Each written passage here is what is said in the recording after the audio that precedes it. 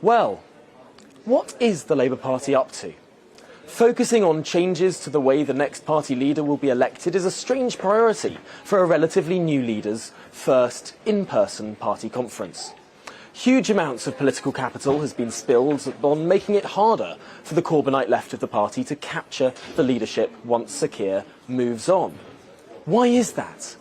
These are not the moves of a campaign that is entirely happy with the leader it has as things stand. There are whispers here on the floor of Labour Party conference, quiet conversations in the evenings, quiet but real conversations, that those around Sir Keir Starmer have a little more than half an eye on what may be coming next.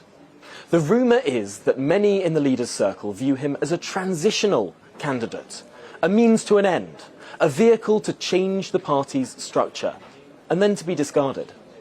Starmer himself stood to be leader on a decidedly left-wing platform.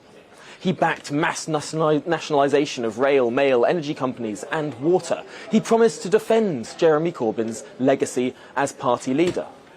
Yet months later, the nationalisation pledges were all ditched and Corbyn himself was booted from the party.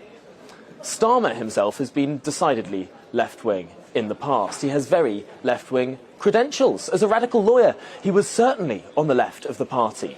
It's hard to know whether where he stands now is a genuine conversion, attempted expediency, or just a lack of conviction. What certainly is true is that pulling this kind of bait and switch leaves him open to many Tory attacks. The constitutional wrangling this week points to a view that Starmer is not going to win the next election.